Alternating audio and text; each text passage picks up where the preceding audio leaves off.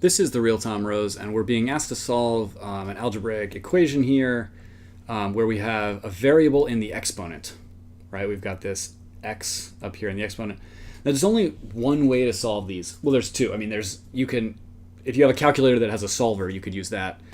But without using a computer of some kind, the only way to solve this is to create a scenario where you have some base to an exponent. Like, so you say you have a base to the x equals some other base to the 3. Right? So I have y to the x times y is equal to y to the 3. And we're being asked to solve for x.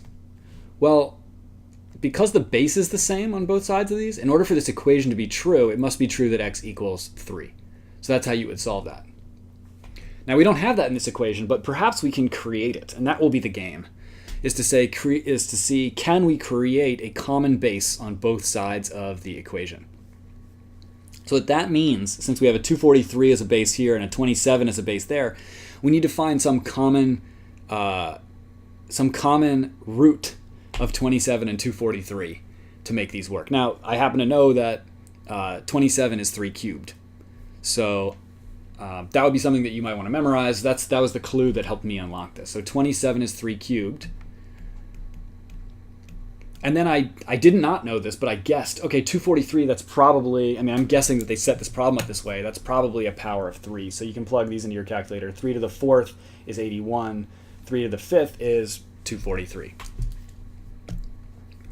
So now, armed with that knowledge, right, 3 cubed and 3 to the 5th, we can now convert this. So 27, let's convert that into 3 cubed to the x squared plus 1 equals, and we'll convert the right side into 3 to the 5th. Now let's write this just a little bit nicer. Multiply the exponents, so you get 3x squared plus 3 equals 3 to the 5th. Now, as we have this written, because the base is the same, it must be the case that this exponent is equal to that exponent. So I'm going to set that as the next step. 3x squared plus 3 equals 5. And with this, we can solve for x. So you get 3x squared equals 2 if we subtract 3 from both sides. And you get, let's divide both sides by 3, and you get x squared equals 2/3.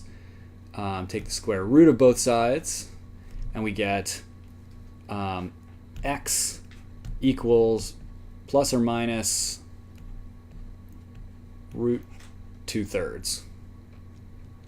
And they said, what's one solution? So one of the solutions is the positive root, which is that, the square root of 2/3.